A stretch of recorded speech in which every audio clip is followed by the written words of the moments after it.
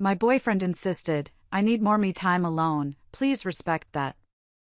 I replied, of course, my love. Then I hired a private investigator to see what this me time entailed and got photos of him with another woman. The shocking revelation was me serving him eviction papers from my apartment during his next me time. Hello everyone. Thank you for being here with me today. Before I begin my story, I'd love to know which city you're joining us from. Please feel free to share in the comments.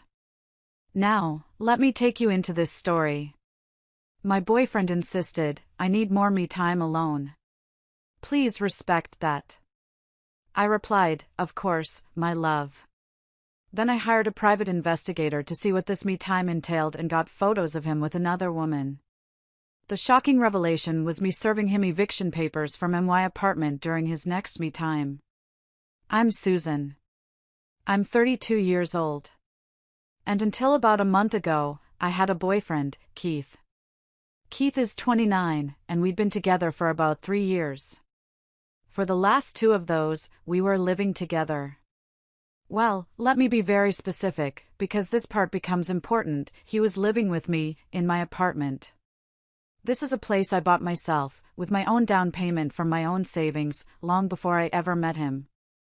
My name is the only name on the mortgage. My name is the only name on the deed. I really thought things were good. You know? They were comfortable. That's the word I always used. Comfortable. I have a pretty demanding job in marketing.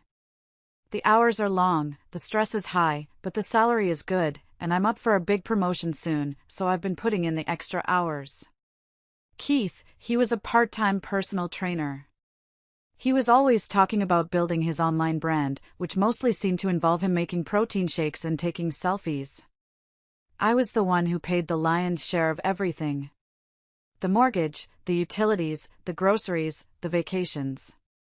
And I was fine with it. I truly was. I thought we were a team. I thought I was investing in us, in his future, which I believed was our future. I loved him. I really did. I loved our routines. I'd come home, tired from a long day of meetings, and he'd be there. We'd make dinner together, usually. Me cooking, him leaning against the counter, telling me about his day. We'd argue over what to watch on Netflix. We had our inside jokes, the silly, stupid little things that make a relationship feel real. I thought he was my soft place to land.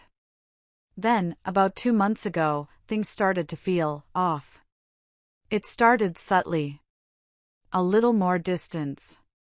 He started being a lot more protective of his phone, angling it away from me when he was texting. I'd try to cuddle up to him on the sofa, and he'd be a little stiff. I told myself I was just being paranoid.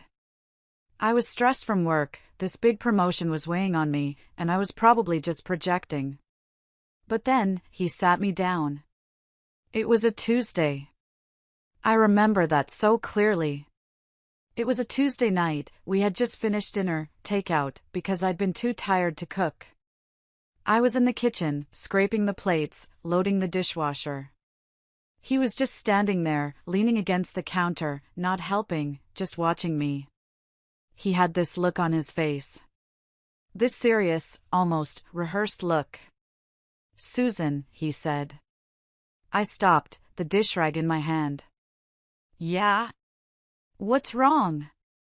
It's not that anything is wrong, he said, and he started pacing a little, from the fridge to the sink. It's just. I've been thinking a lot lately. And I feel like I've lost a bit of myself. You know? In the relationship. I just stared at him, completely baffled. The dishwasher was humming. Lost yourself? What do you mean? He sighed, and he ran a hand through his hair, a gesture I used to find charming. I just need more me time. You know, time alone. To recharge. To pursue my hobbies. To just be alone with my thoughts. I was still holding the plate. Hobbies? What hobbies? Since when do you have hobbies you can't do here? Oh, he said, waving his hand vaguely. Reading. Thinking. Just stuff. You're always so busy with work, and I'm always just here. I need my own space, my own time. He was so insistent. And that's what really got me. It felt practiced. Like he had looked up these words in a self-help book. He came over and put his hands on my shoulders. His hands were cold. He looked at me with those big, earnest brown eyes, the ones that I used to love, the ones that could get him out of anything. I love you, Susan, he said, his voice so sincere. This isn't about us. This is about me. I just need this. Please respect that. Alarm bells, right? Tiny, little bells started to ring in the back of my mind. But what do you do? He's the man you love. He's asking for space. If I said no, I'd be the clingy, controlling girlfriend. I'd be the one who didn't support him. So, I took a deep breath. I forced a smile. I put the plate in the dishwasher and closed it. Of course, I said. Of course, my love. Whatever you need. I meant it. Mostly. But as I watched him walk away, looking all relieved, a cold, little knot had formed in my stomach. And as I would soon find out, that knot was my gut. And it was screaming at me. So, I tried to be the cool, understanding girlfriend. I really, truly did. I told myself that this was healthy. That mature relationships are built on trust and respecting each other's space. I told my best friend Pam about it over lunch, and she made a face, but I defended him. No, it's good, I said, he's being proactive about his mental health. But the whole thing just felt wrong. It didn't take long for the patterns to show up. His me time wasn't just a random afternoon here or there. It was specific. It was always Wednesday evening and always Saturday evening. Every single week. Like clockwork. Okay, I thought, trying to rationalize it. Maybe he's joined a class? A poker game? A book club? But he was so secretive about it. And then there was the way he dressed. I came home from work one Wednesday, absolutely exhausted. My boss had just piled a huge new project on my desk, the one that was tied to my potential promotion, and I'd been in back-to-back budget meetings all day. I was fried. I kicked off my heels at the door, my feet were throbbing. All I wanted was to put on my pajamas, eat a bowl of cereal for dinner, and just collapse. I walked into the bedroom. And there was Keith. He wasn't in sweatpants. He wasn't getting ready to read on the couch. He was standing in front of the full-length mirror, in his good jeans. The expensive dark wash ones. He had on a new shirt, one I hadn't seen before, a nice button-down. His hair was perfect. And I could smell his cologne from the doorway. The good stuff. The one I bought him for Christmas. I just stood there. Hey, I said, trying to keep my voice casual. Going somewhere nice? He jumped, like I'd caught him doing something. He turned around, smoothing the front of his shirt. Oh, hey babe. No. Just, me time. I'm just going to a coffee shop. To read. My brain just short-circuited. A coffee shop? I said. At 7 o'clock at night? Dressed like that? He got defensive. Instantly. What, I can't look nice for myself? God, Susan. This is what I'm talking about. I'm just going to go read. Okay, I said, holding up my hands. Sorry. Just, you look great. He gave me a quick, dry kiss on the cheek. It felt like a formality. Thanks for understanding. Don't wait up. And he was out the door. I stood there, in our bedroom, in my work clothes, smelling his cologne in the air. He was going to a coffee shop. The alarm bells in my head got a little louder. Then came Saturday. I had suggested, maybe on Thursday, that we could finally have a date night. We haven't had one in ages, I said.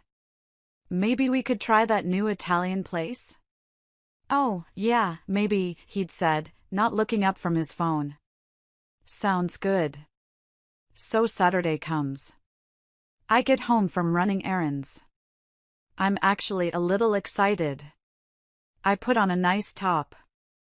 I did my makeup. I was in the kitchen, pouring a glass of wine, ready to start our date night. He walked out of the bathroom. Freshly showered.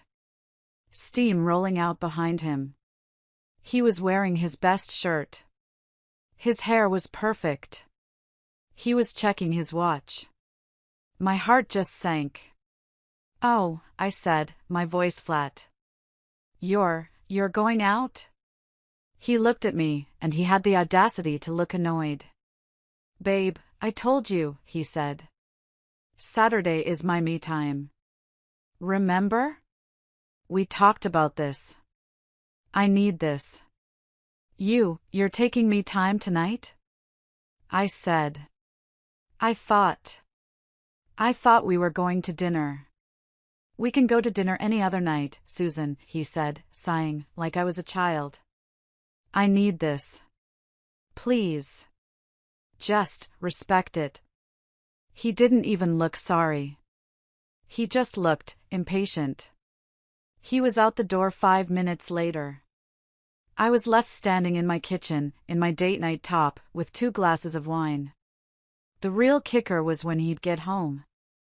He'd breeze in around 11 or midnight. He'd be all smiles, humming to himself. And if I asked even the most casual, non-interrogating question, "So, what did you end up doing?" his head would snap up. What? Why are you checking up on me? I told you I just needed to be alone. Why can't you just trust me? God, Susan, this is exactly why I need my own space. You're so controlling. He would get so defensive, so angry, that he'd turn it all around on me. I was the bad guy for being suspicious. I was the one invading his privacy. I was the controlling one. After a few weeks of this, I started to feel like I was losing my mind. I couldn't sleep.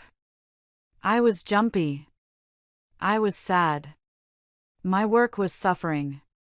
That big promotion felt like it was slipping through my fingers. My gut was in a permanent, tight knot. He was gaslighting me, and a part of me knew it. But the other part, the part that loved him, the part that had built a life with him, it just kept making excuses. Until one night, I just couldn't anymore. The breaking point came after about 6 weeks of this me time nonsense. It was another Wednesday. He had just left. The smell of his cologne was still hanging in the air, thick and sweet. It made me want to gag. I was sitting on the sofa. The one I paid for. In the apartment I owned. And I was feeling like a prisoner in my own home. I was staring at the blank TV screen. I was replaying every conversation, every defensive answer, every time he'd called me controlling. Am I going crazy? I whispered to the empty room. Am I the jealous, horrible girlfriend he's making me out to be? And then a different thought, a clear, cold, sharp thought, popped into my head. What if I'm not crazy? What if I'm just right? I'm not proud of what I did next. Let me just get that out of the way. I've always believed that if you have to snoop, the relationship is already over. But I'm not a fool, either. And I was tired of feeling sick to my stomach.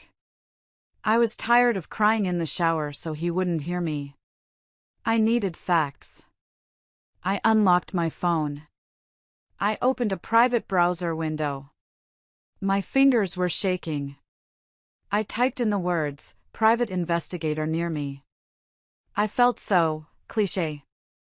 So dramatic. Like a character in a bad soap opera. I almost closed the browser. I thought, this is insane, Susan. You're insane. But then I thought about his face when he'd said, "Why are you checking up on me?" The coldness in his eyes. The total lack of empathy. I clicked the link for a local agency. It had good reviews. Evans Investigations. Discreet, professional, fast. I spent about an hour on their website, just reading. Reading the testimonials. Reading about what they do. Then I took a deep breath, and I called the number. A man answered, his voice was all business. Evans Investigations, how can I help you? My voice was so shaky, I could barely get the words out. Hi, I need some help. I think my boyfriend might be. I couldn't even say it. You suspect your partner is being unfaithful, ma'am? His voice was kind, but not emotional. He'd clearly had this call 1,000 times. Yes, I whispered. Okay. We can help with that. He explained the process. It was exactly like in the movies. Surveillance. Photos. He needed a picture of Keith. A picture of his car. His license plate. His schedule. His schedule. I almost laughed, a bitter, tiny laugh. His schedule is easy, I said, my voice suddenly firm. He'll be leaving our apartment this Saturday at approximately 6:30 p.m. The PI, Mr. Evans, he quoted me the price. It was not cheap. It was more than my mortgage payment. It was a serious, significant amount of money. I looked around my living room. At my sofa. My lamp. My art on the walls. My life. And I thought, what is my sanity worth? What is the truth worth? Okay, I said. Do it. I need facts. I don't want to live on a sick feeling anymore. You'll have them, he said. I hung up. I transferred the deposit. I felt a strange, hollow mix of shame and relief. No matter what happened, at least I would know. The peace of mind, or the confirmation of disaster. I figured it was priceless. The next few days were absolute torture. I had to pretend like everything was normal. I had to kiss Keith goodbye on Saturday. Have a good me time, honey, I said, my voice miraculously steady.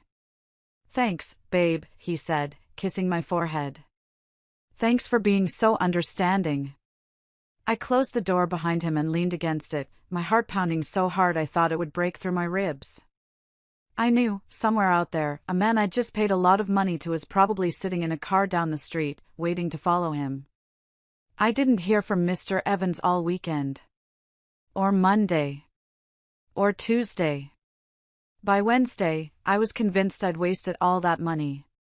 I was convinced Keith really was just sitting in a very well-lit, cologne-filled coffee shop, reading self-help books, and that I was, in fact, the world's biggest paranoid idiot. Then, on Friday afternoon, my phone buzzed. I was at my desk, trying to finish a marketing proposal. That big promotion was still on the table, and I was trying to focus. I glanced at my phone. It was an email. From an address I didn't recognize. The subject line was just 2 words, case update. My heart just stopped. It felt like it seized up in my chest. I couldn't breathe. I looked around the office. It was a normal Friday afternoon. People were laughing by the coffee machine, keyboards were clacking. Everyone was gearing up for the weekend. And my world was about to end. I felt completely exposed, like everyone could see what was happening. I grabbed my phone and my laptop. I'm just going to a focus room, I mumbled to my coworker. I all but ran to one of the small, private, windowless rooms we have for calls. I went in. I locked the door.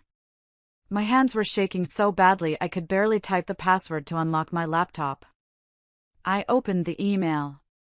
It was from Mr. Evans. It was short. Terse. Ms. Susan. Here is the file from the 2 surveillance states you requested. The subject's name is Holly.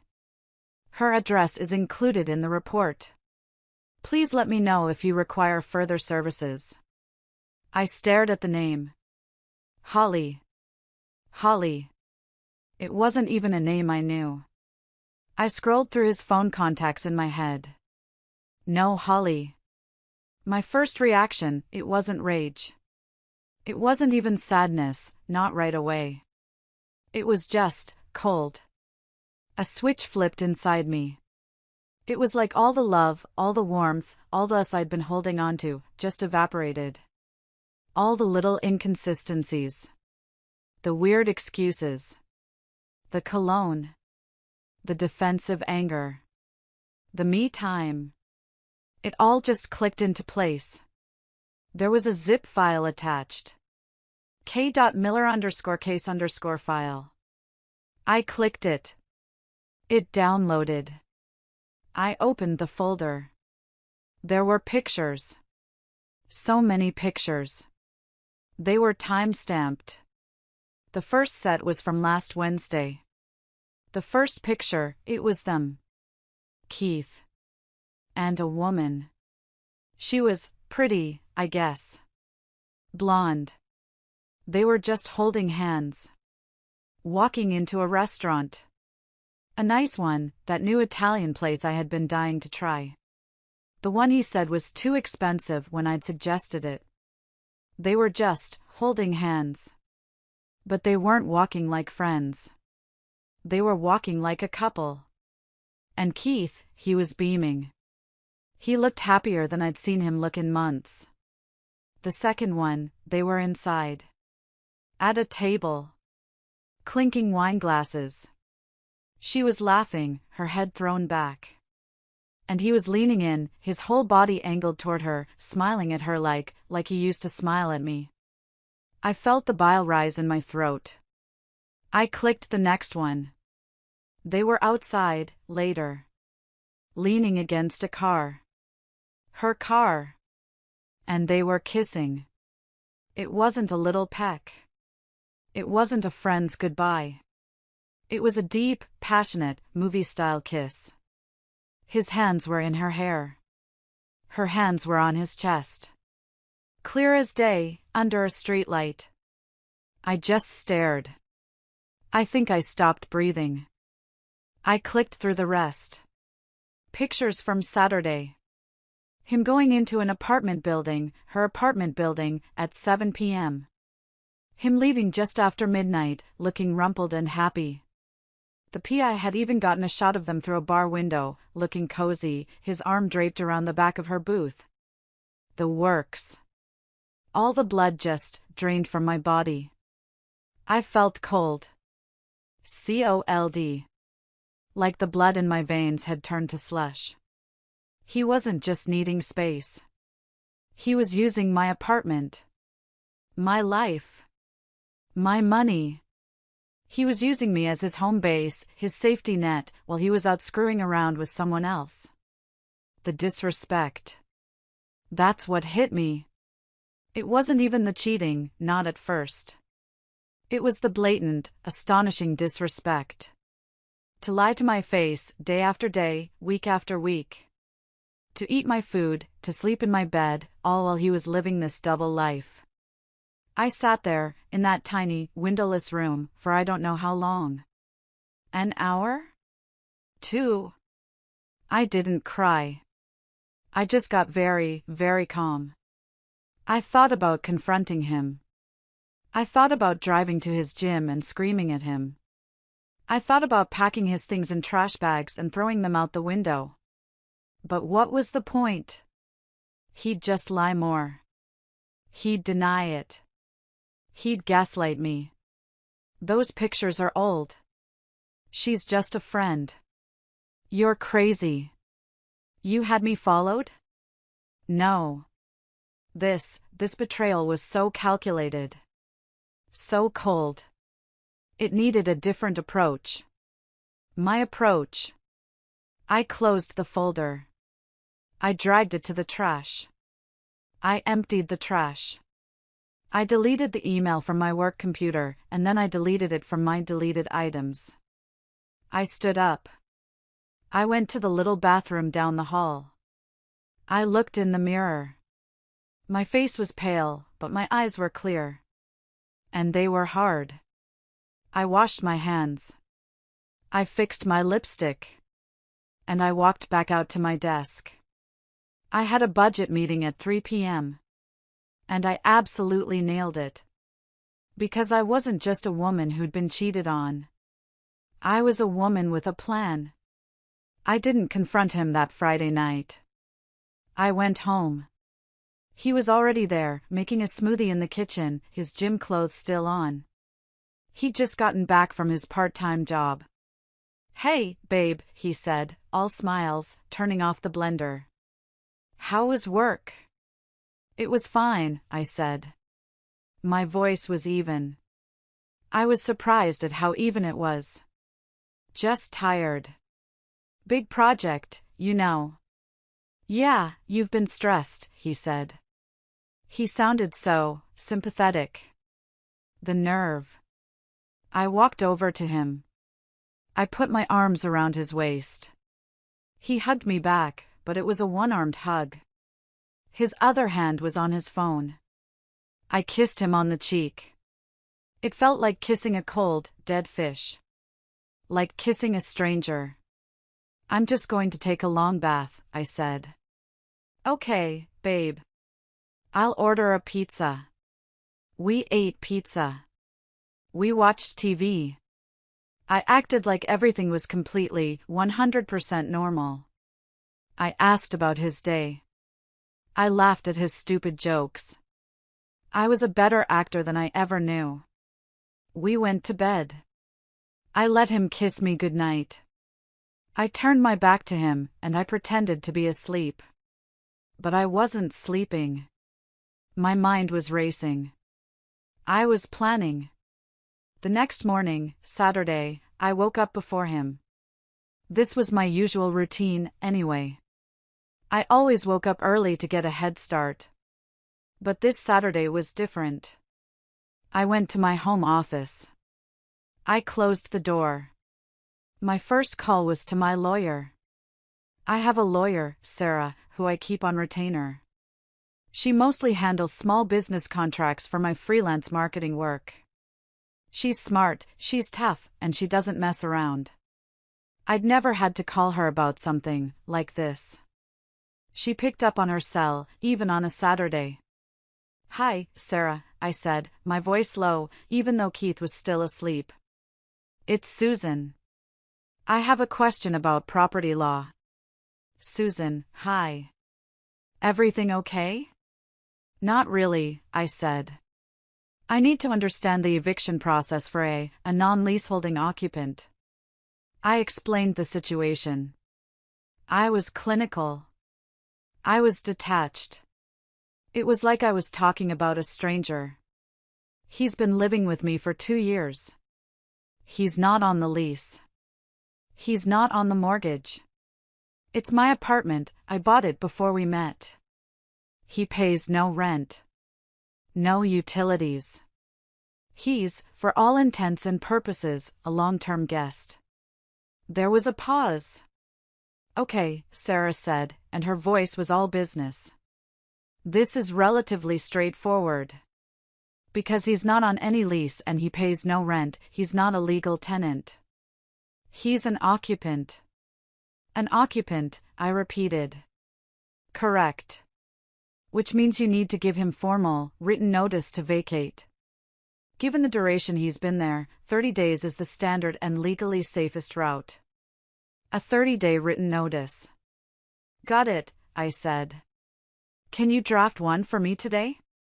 I'll pay the rush fee." "Absolutely," she said. "You're the sole owner?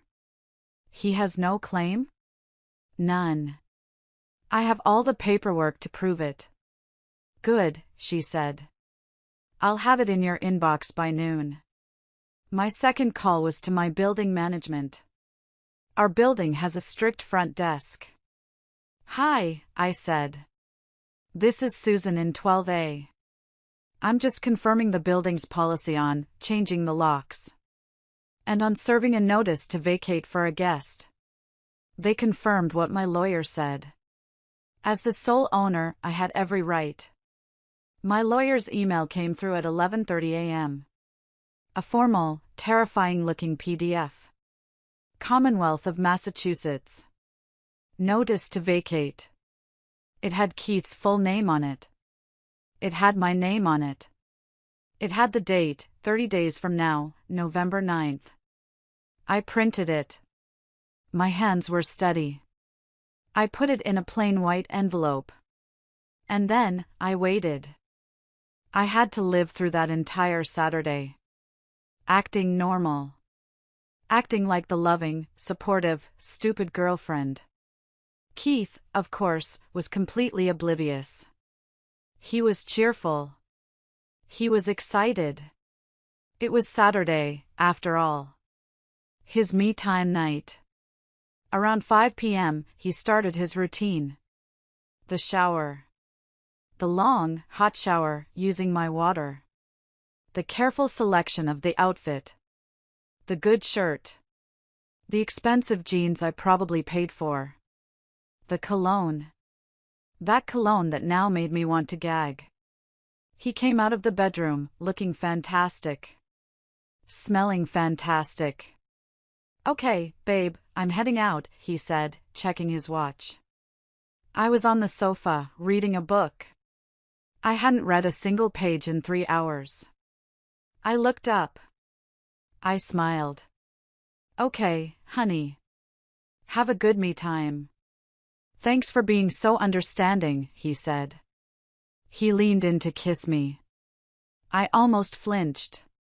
I could smell Holly on him already, even though he hadn't even left. But I didn't flinch. I let him kiss me. Of course, I said. The door closed.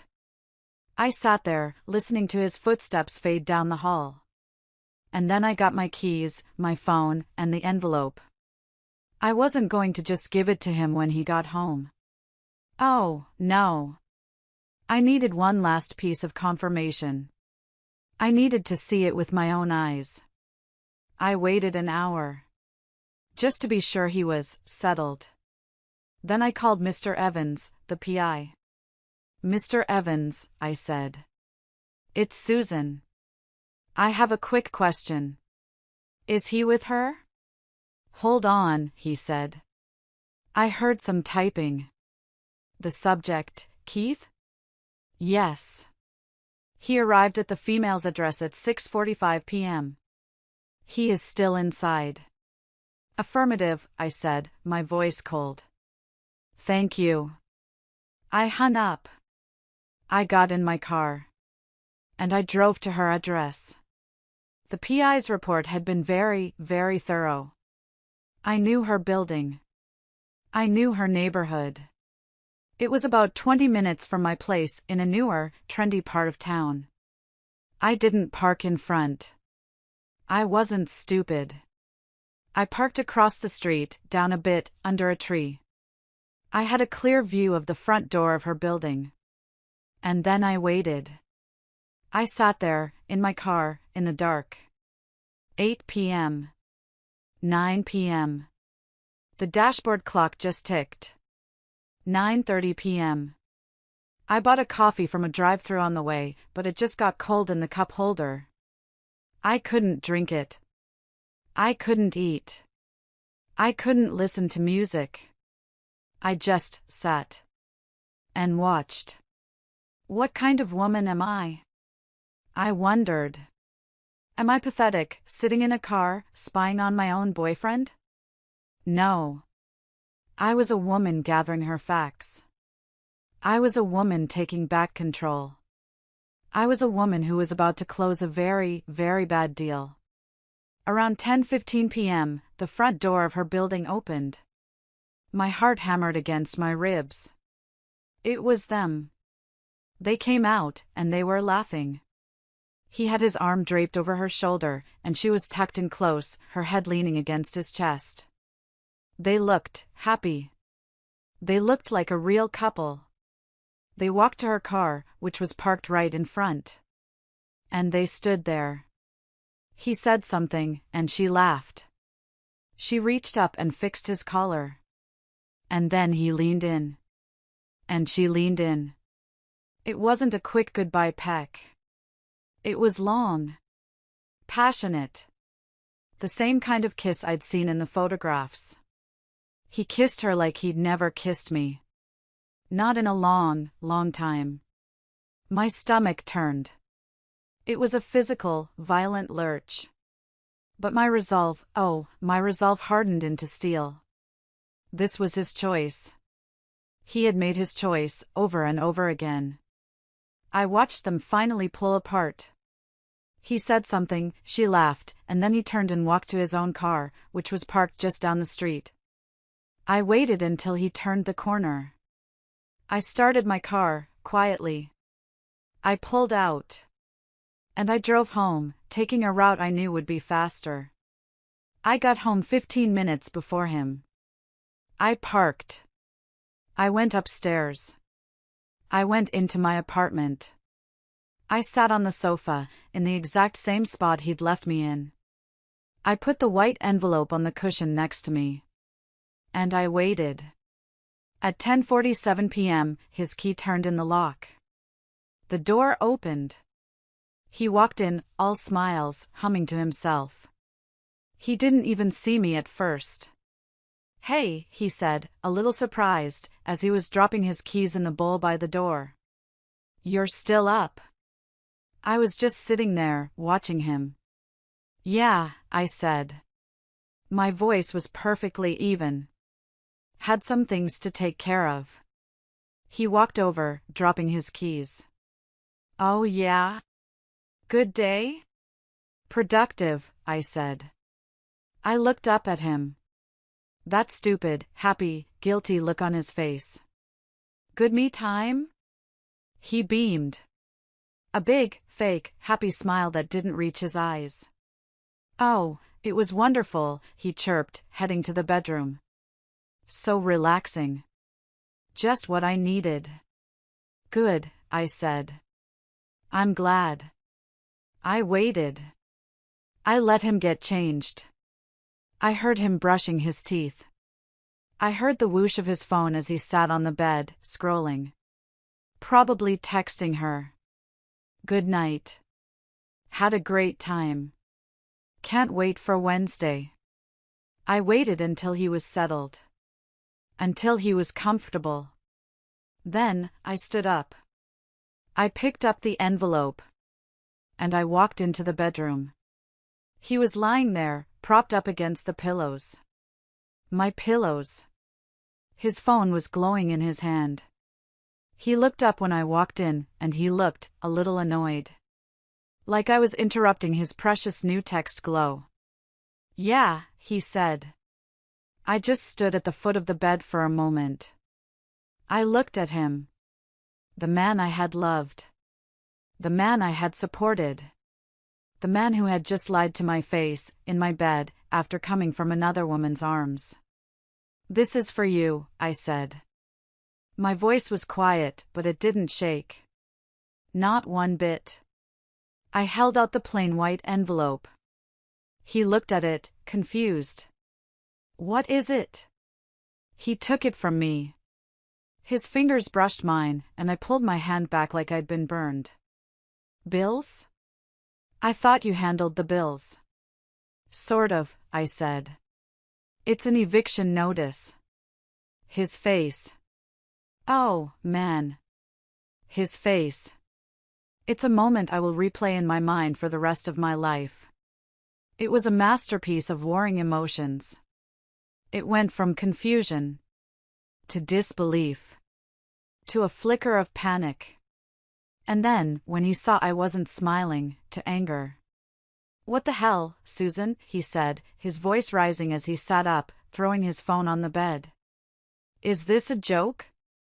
This isn't funny. It's no joke, Keith, I said. I pulled out my phone. I know about Holly. I saw the color drain from his face. He looked like he'd been punched. But he still tried to bluff. Holly? I don't know any Holly. Really? I said.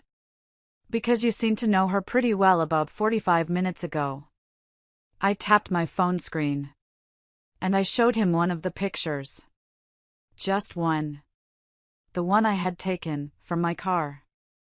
The long, passionate kiss under the streetlight.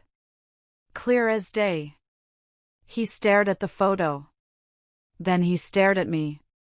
His mouth opened and closed, like a fish. I can explain, he stammered. No need, I said. I kept my voice calm. I kept it detached. It was driving him crazy, I could see it. The explanation is pretty clear. You've been having an affair. Susan, please, it just happened. You've been lying to me for months, I continued, cutting him off. My voice was like ice. You've been doing it while living under my roof. My roof, Keith. You've been eating my food, sleeping in my bed, using my hot water, all while you were out with her. I took a breath. The disrespect is astounding. Frankly. He just sat there, speechless, the eviction notice clutched in his hand. So, I said, and I gestured to the envelope. As I said. That is a formal, legal notice. You have 30 days. The date is on there. It's November 9th.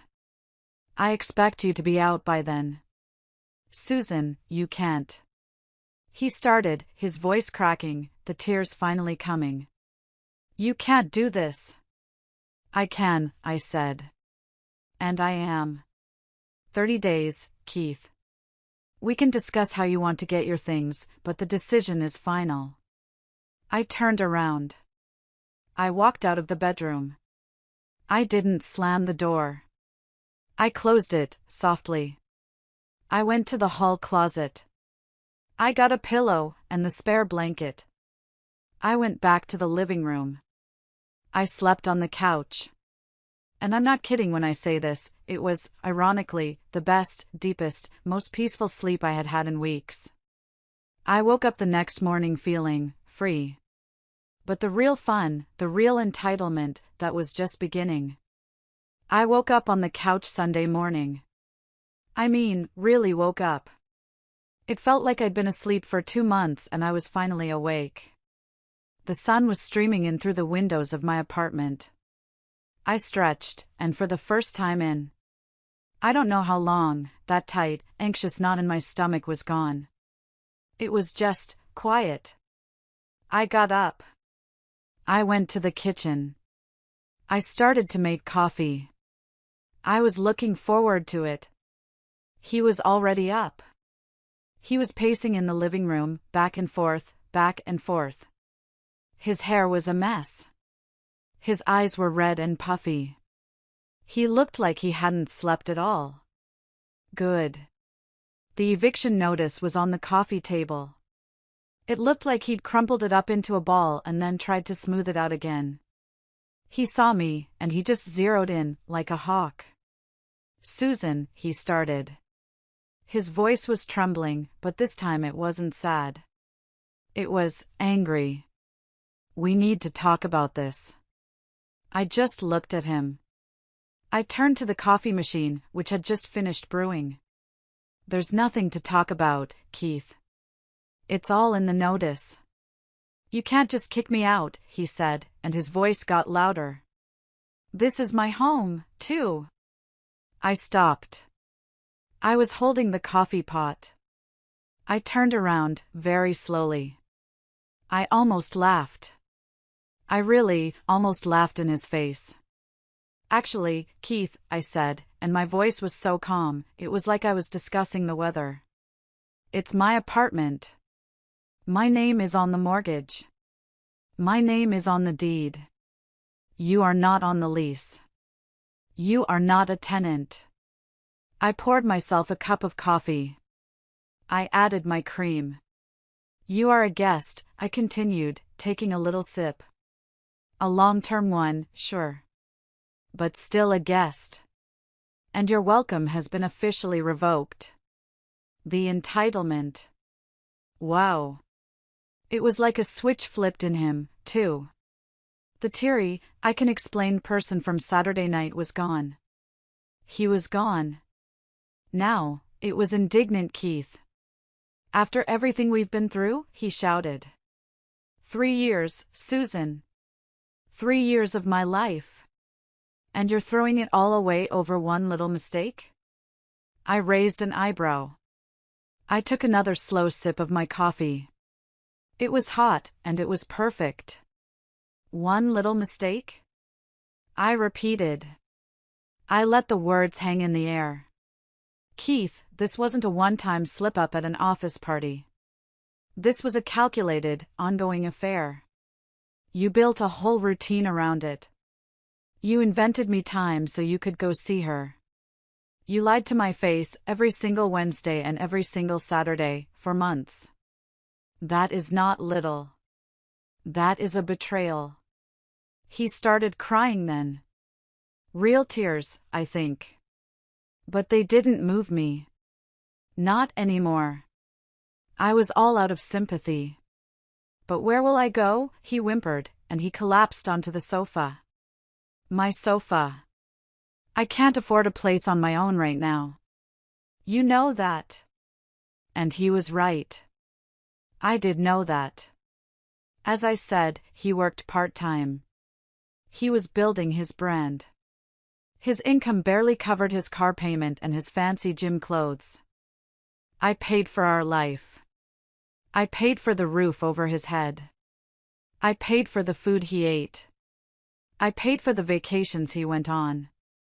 I had been fine with that when I thought we were a team.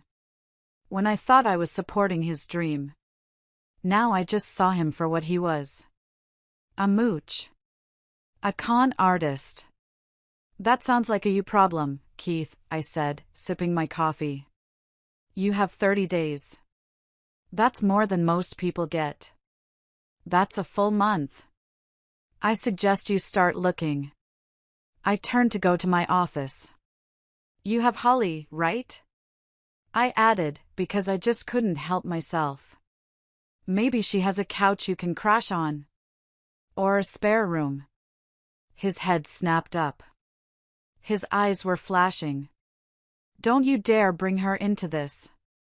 A bit late for that, isn't it? I said. You brought her into our life, Keith. Into my home, effectively. Just then, his phone, which was on the coffee table, rang. He glanced at it. The screen lit up. I didn't see the name. But he grabbed it, his hand shaking, and he silenced it. Fast. Probably Holly, I thought. Wondering where her me-time buddy was. The rest of that Sunday was a nightmare. It was a blur of him alternating between crying, yelling, and trying to bargain. What if I break it off with her? Right now. I'll do it. No. Can we try counseling? I'll go. I'll do all the work. No. The trust is gone, Keith. It's broken. Don't you love me anymore, Susan? After 3 years? I just looked at him. The person I loved wouldn't have done this. You need to leave. The kicker, though, the real cherry on this garbage sundae, came that evening. That Sunday evening, I was in my home office, trying to get some work done. I was trying to salvage my promotion, trying to just ignore the bad vibes in the living room. My phone rang. I was screening my calls. I looked at the screen. Wayne. Wayne is Keith's older brother. He's 35. And he has always been, a lot. He's a bulldozer of a person. Very loud, very opinionated, and he's always had this attitude of my little brother can do no wrong. If Keith got in a fight, it was the other kid's fault. If Keith lost a job, it was the boss's fault. I sighed. I knew this was coming. Keith had clearly called his big brother. I let it ring twice, then I picked up. Hello, Wayne. Susan. No, hi, no, how are you? Just my name, spoken like a curse. Keith just told me what happened. Then you know the situation, I said, and I started shuffling some papers on my desk. I wasn't going to give him my full attention. You're being incredibly cruel, he stated. It wasn't an opinion. It was a fact, in his mind. Incredibly cruel. You know he made a mistake. People make mistakes. You're just going to throw him out on the street? Wayne, I said, and I rubbed the bridge of my nose. With all due respect, this is between Keith and me. And he wasn't thrown out. He was given a formal, 30-day notice to find alternative accommodation. Because he chose to have an affair. 4 months. I heard him huff on the other end. A loud, dramatic sigh. He's devastated, Susan. You're breaking his heart. He broke mine, Wayne, I said, and my voice was harder now. What about that? And then he said it. The line. The line that made me realize that this whole family was completely and utterly delusional. And what about all the time he's invested in this relationship? Wayne demanded, his voice rising. What about the emotional labor? He supported you in your career. He was there for you. I actually laughed. It just bubbled out of me. A short, sharp, bitter laugh. Emotional labor? I asked. Are you kidding me, Wayne? He was supporting me by lying to my face and sleeping with another woman? He was systematically deceiving me. I cut him off, and living off me while he did it. That is not labor, Wayne. That is sabotage. That's a con. You. He was sputtering. He wasn't used to being challenged. You are cold, Susan. You'll regret this. Keith is a wonderful person. You're making a huge mistake. The only mistake I made was trusting him, I said. He has 30 days. I suggest he uses that time productively to find a new apartment instead of just calling you to whine. Goodbye, Wayne. And I hung up on him. It felt good. Keith spent most of that Monday holed up in the spare room, which used to be my office, then became his creative space that he never used. He was on the phone a lot.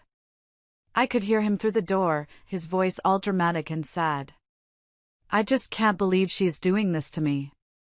Yeah, after all I did for her. The atmosphere in the apartment was thick with resentment. I felt like I was living with a hostile, sulking ghost. But I was not budging. I even called Mr. Evans, the PA, again. I put him on retainer for the next 30 days. I said, I don't need any more surveillance, but I want you on standby. In case things get difficult. He just said, understood, ma'am. And I'd already looked into what it takes to get a locksmith scheduled for day 31. Keith thought I was bluffing. Or that I'd cave. He really didn't know me very well at all. We were about 10 days into the 30-day notice. And let me tell you, those 10 days felt like 10 years. Keith's initial shock and his tearful, pleading let's work this out phase ended pretty quickly when he realized I wasn't caving. So, he morphed into a new person. A weird combination of a sulking teenager, a passive-aggressive roommate from hell, and an entitled brat. He was still here, obviously. He hadn't packed a single box. Not one. He just existed in my space, making the apartment feel like a damn war zone. His new tactic was to try and make my life as uncomfortable as possible. It was little things at first. I'm an early riser for work. I always am. I'd go to get in the shower, and the water would be ice cold. Just freezing. He had clearly gotten up before me and just stood there, running the hot water until it was gone. I'd come out, shivering, wrapped in a towel. And he'd be in the kitchen, making coffee, looking smug. "Oh," he'd say, all innocent. "Was the water cold? Oops. I must have used it all up. My bad." Then there were the notes. I'd go to the fridge to get milk for my coffee, and there'd be a post-it note stuck to the carton. "Some people don't appreciate loyalty." In all caps. I'd just rip it off, throw it in the trash, and go about my day. But it was grating. It was like being pecked to death by a stupid, entitled duck. The worst, though, was when I had to work from home. I had a big, important project I was trying to get done, the one that was tied to my potential promotion. My boss was letting me work from home to focus. Bad idea. I was on a very important Zoom call. It wasn't just my boss. It was the vice president of the company. I was in the middle of presenting my data, sharing my screen. And suddenly, from the spare room, music started blasting. And it wasn't just any music. It was the saddest, mopiest, most depressing music you can imagine. Like, My Life Is Over emo rock. And it was loud. So loud, my boss actually winced on the camera. "Susan," my boss said.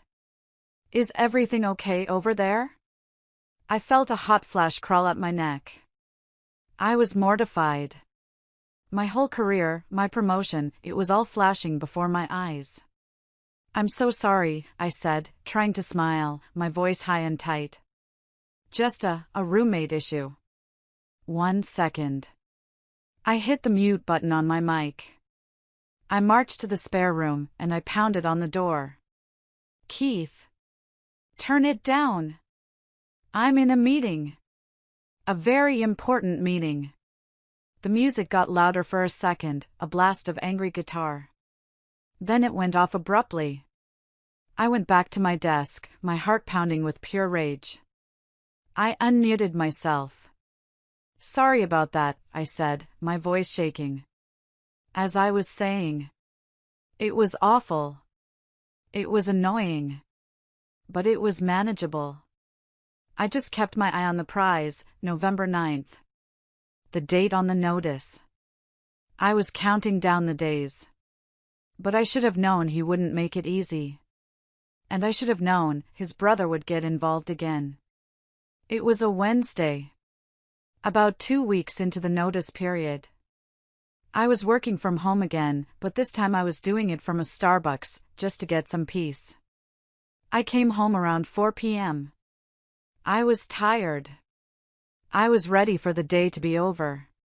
The first thing I noticed was a strange, muddy pair of work boots by the front door. Boots I didn't recognize. My heart sank. I walked into the living room, and there he was. Wayne. Sitting on my sofa. His boots were off, but he was still, just there.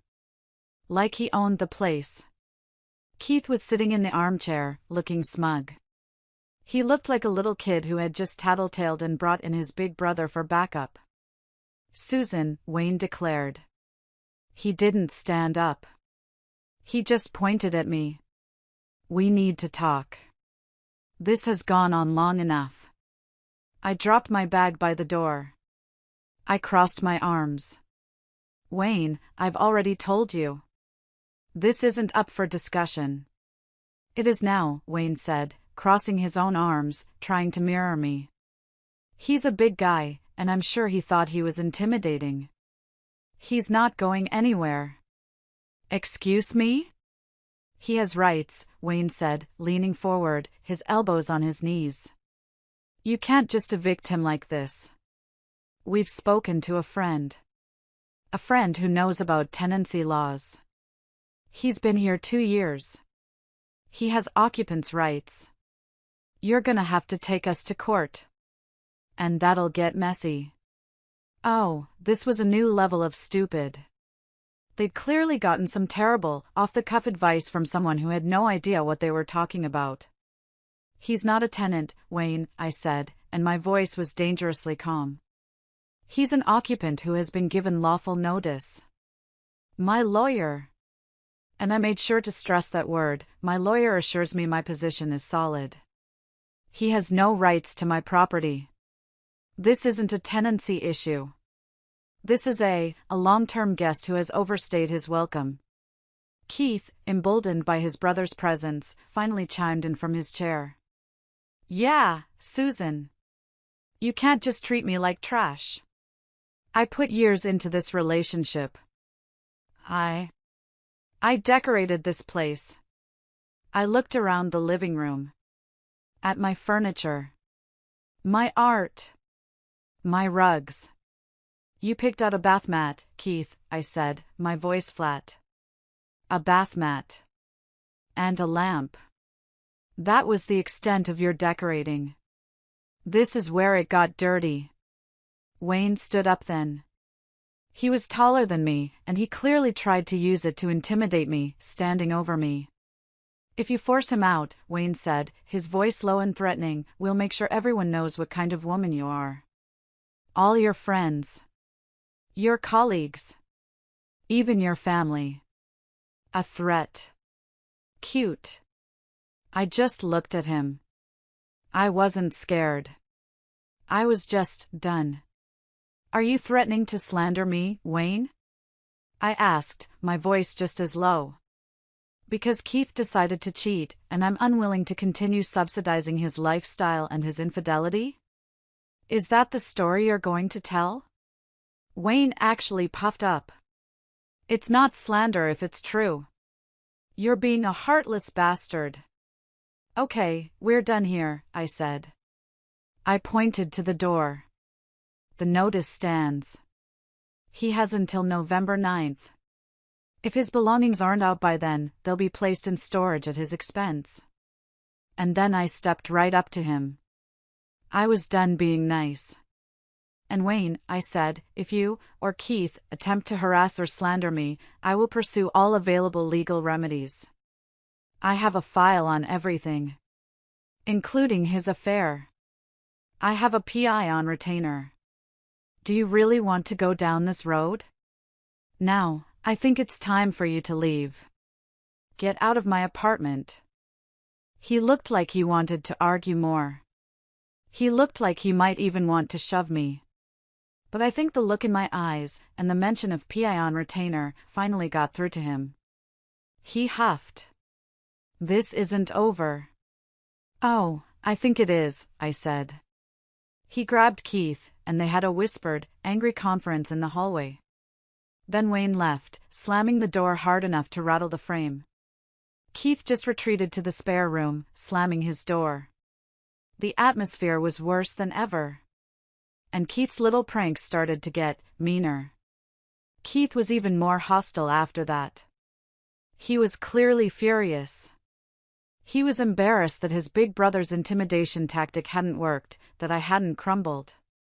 So, he escalated. He went from passive-aggressive to just destructive.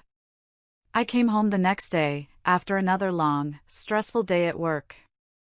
I had left some important work documents on the kitchen counter. They were the printouts for my big presentation. The one for my promotion. I'd stupidly left them out. And now, they were soaked. Someone had accidentally spilled an entire cup of cold, black coffee all over them. They were completely ruined. The ink was running. They were just a pile of wet, pulpy paper. Keith was, of course, nowhere to be seen. He was at the gym. Oops, I could almost hear him say. So clumsy. I had to reprint everything. I was up until 2 a.m. redoing all my notes, my hands shaking with rage. But the real, true, final straw, the thing that made me go from angry to cold, that happened 2 days later. I have a small, simple gold necklace. It was my grandmother's. It's not worth a lot of money, not really. It was part of a small inheritance she left me when she passed. It's everything to me. I wear it almost every day. I had taken it off to shower and left it on my dresser. The next morning, it was gone. My heart just dropped into my stomach. It wasn't on the dresser. It wasn't on the floor. It wasn't in the bathroom. Keith! I yelled. Have you seen my necklace? He came out of the spare room, yawning, rubbing his eyes. What necklace? My grandmother's necklace. It was right here. On the dresser. I don't know, Susan, he said, and he shrugged. You're always losing things. I didn't believe him. I also noticed my good watch, the one I bought myself when I got my last promotion, was also missing from its box on the dresser. I felt violated. A sick, horrible, crawling feeling came over me. This wasn't a prank. This wasn't passive-aggressive. This was theft. I waited until he went to the bathroom. I went to his side of the bedroom. The side I hadn't been on in weeks. I opened his drawers. Under a pile of his gym shorts, there they were. My necklace. My watch. And a pair of my good cufflinks my dad gave me, which I hadn't even noticed were missing. He was stealing from me. He was stealing my grandmother's necklace. I just stood there, holding my grandmother's necklace in my hand. I was shaking. Not from fear. Not from sadness. From a rage so pure and so hot, I thought I might actually explode. I confronted him when he came out of the bathroom. I didn't yell. I didn't scream. I just held the items up in the palm of my hand. He had the audacity to look ashamed, for a second. Then he tried to bluff. I was just keeping them safe for you, he stammered. You're so messy, and with all this chaos. I thought they'd get lost. I was protecting them for you. Get out, I said. What? I still have 2 weeks, he yelled, his voice cracking. Get out of my bedroom, I clarified, my voice shaking with rage. You can sleep in the spare room.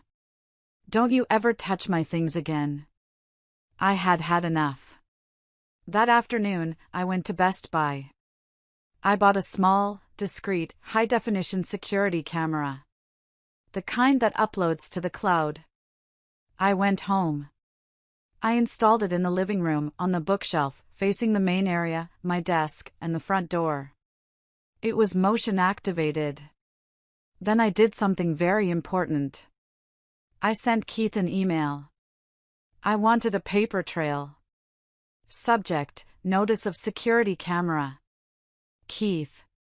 Due to recent concerns about my personal property being misplaced and my work documents being accidentally destroyed, I have installed a security camera in the living room.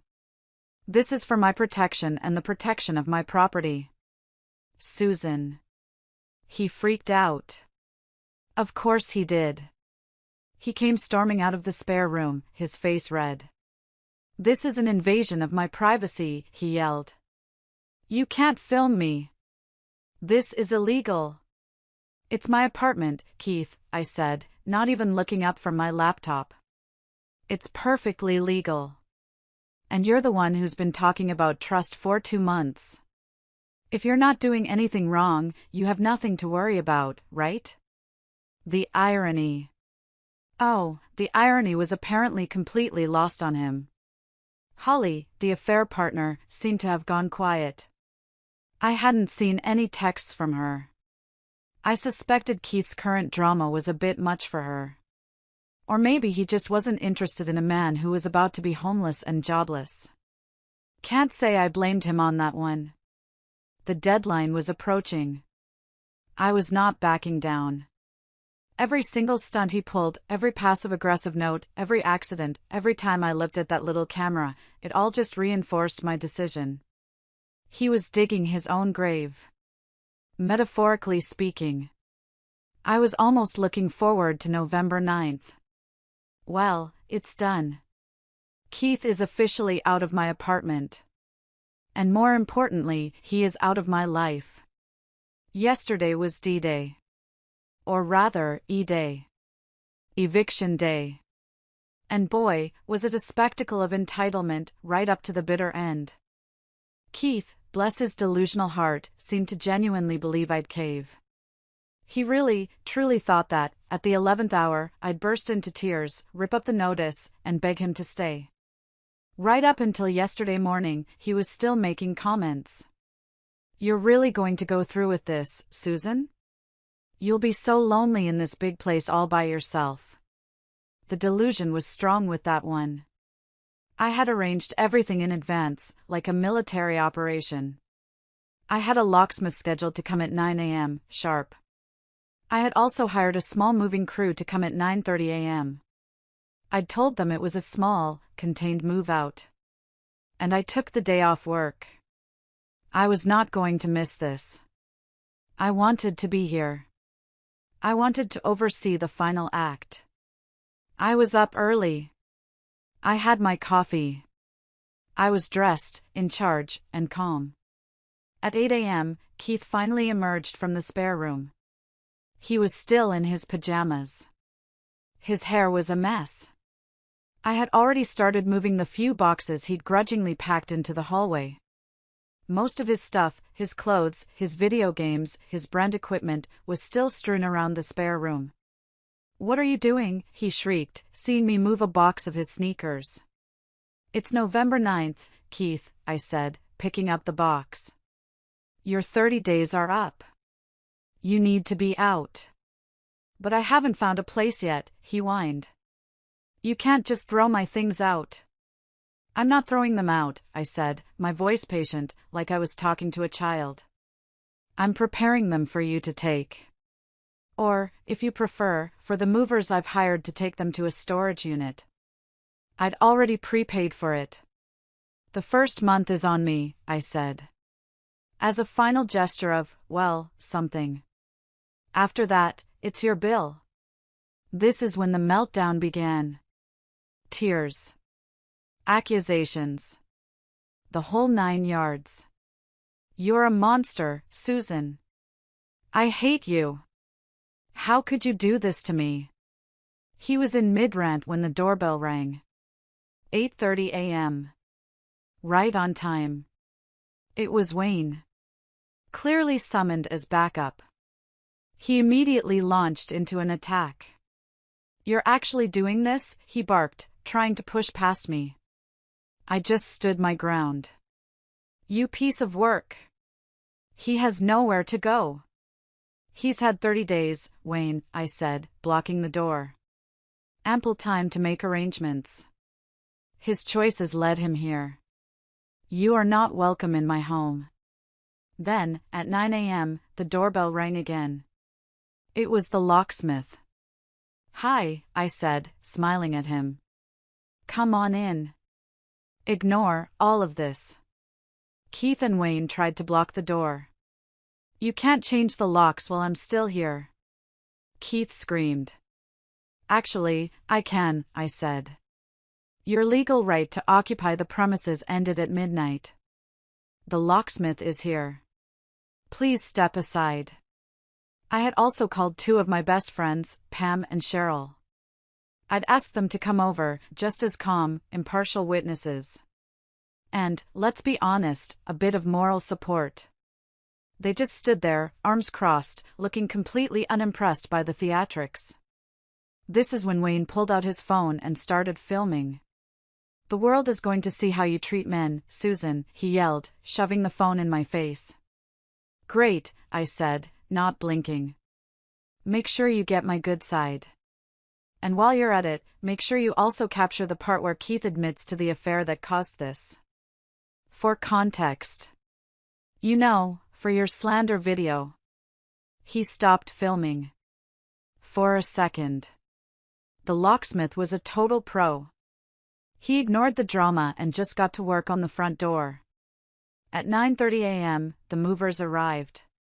"Okay, gentlemen," I said. "Everything in the spare room. And all the men's items from the master bedroom and bathroom. Box it all up. Carefully." This is when Keith became hysterical. He was trying to grab things, yelling at the movers. Wayne was still filming and muttering about lawsuits. It was chaos. And then, the cherry on top. Around 10 a.m., the doorbell rang again. We all froze. Keith was in the middle of trying to wrestle a box of his video games away from a mover. Wayne had his phone up. The doorbell rang again. A long, insistent bzzz. "I'll get it," I said, with a perfectly calm, bright smile. I walked to the door. The locksmith was just finishing up the new deadbolt. I opened it. And there she was. Holly. She looked incredibly uncomfortable. She was wearing yoga pants and a tank top, like she'd been in the middle of a workout. She was looking past me, into the apartment, her eyes wide with the chaos. Keith," she said, her voice small. "You said you needed help? You said it was an emergency." Keith just froze. He looked like he wanted the ground to swallow him. And I just smiled. A bright, professional, welcome to my home smile. I extended my hand. "Holly, right?" I said. "I'm Susan. It's so nice to finally meet you. Thanks so much for coming." She looked at my hand, completely bewildered. She shook it. Her hand was clammy. "Keith needs some help moving his things," I continued, my voice cheerful, like I was hosting a party. "Since you were the catalyst for this move, it seems fitting you assist." Wayne's jaw dropped. He was, for the first time ever, speechless. He was still holding his phone, but he'd forgotten to hit record. Holly shot me a look that could kill. Then she looked at Keith. "What is going on?" "She's kicking me out," Keith wailed. "I'm not kicking you out," I corrected, still smiling. "Your 30-day notice has expired. And look, your ride is here." I turned back to Holly. "I'd invite you in, but we're a little busy. As you can see." I'll never forget the look on Holly's face. The realization. The dawning horror that the psycho girlfriend Keith had probably been complaining about for weeks was me, the calm, collected woman who owned the apartment. And that her new man was a homeless, jobless mooch, with a bulldozer for a brother. "Yeah," I said, mostly to myself. "Reality bites." I looked at Keith. He was just standing there, defeated. "She's all yours now," I said to Holly. "Enjoy the me time, together." If you are still listening to this, first of all, thank you. If you're still here, please help me out by liking this video and commenting the number 1 down below. Just the number 1. It lets me know that you're real, and that you're amazing, and I understand that you've been on this journey with me this whole time. Your support is a huge encouragement, it really cheers me on. Please, comment the number 1 so I can see you. And now, let me tell you what happened next. As I was saying, the fight just drained out of Keith the second Holly showed up. He probably hadn't wanted to look completely unhinged in front of his new woman. The yelling stopped. The crying stopped. He just sort of deflated. It was pathetic, really. He, and a furious-looking Wayne, and a very, very reluctant Holly, just started trying to consolidate his belongings. It was slow. It was painful. And it was filled with muttered insults directed at me, which I cheerfully ignored. I just sat at my kitchen counter, sipping a fresh cup of coffee, and supervising the movers. My friends Pam and Cheryl were absolute rocks, just standing there, arms crossed. By 2 p.m., most of his stuff was out. It was split between Wayne's beat-up pickup truck, Holly's surprisingly small hatchback, which was now comically overstuffed with his designer sneakers and protein powder, and the mover's truck that was heading to the storage unit. The apartment felt instantly lighter. Cleaner. Keith was the last one out. He stood at the doorway, the new lock shining on the door. He tried one last time. "You'll regret this, Susan," he said, his voice quiet. "You'll never find anyone as good as me." I just smiled. I didn't say anything. I just smiled. "The locks are changed, Keith," I said. "Here's the address for the storage unit. And the key. Goodbye." I held out the piece of paper. He snatched it from my hand. He stood there for another moment, expecting. I don't know what. Was he expecting me to break down? To apologize? To beg him to stay? But I just looked at him. Then Wayne tugged his arm from the hallway. "Come on, man. Let's go." And they left. Holly had already scurried down to her car, like a kicked puppy. I closed the door. I turned the brand-new deadbolt. Click. The sound. That click. It was the most satisfying, the most final, the most beautiful sound I have ever heard in my life. I leaned my forehead against the door for just a second. And then Pam and Cheryl, who had been quietly making a fresh pot of coffee and bagging up the trash this whole time, just looked at me.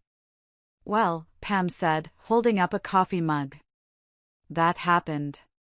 And we all just burst out laughing. We ordered pizza. We cracked open a few beers. And I sat on my sofa, in my quiet, empty, clean apartment, and I felt this incredible wave of relief. It was over. Oh, and the camera footage? It's golden. Especially Wayne's threats and Keith's accidental coffee spill. I probably won't ever need it, my lawyer says, but it's good to have. I got a few angry texts from unknown numbers later that night. "You're a cold bitch. Keith is a great guy, you'll be sorry." Probably his friends. I just blocked them. Wayne, I'm sure, will post some vague, passive-aggressive stuff on social media about toxic women and wolves in sheep's clothing. Whatever. My real friends, the ones who are here with me, they know the truth. This morning, I woke up. In my own bed. The apartment is quiet. It's my space again. I went to the kitchen. I made coffee. I sat on the sofa, and I listened to the silence. And I'm not even sad.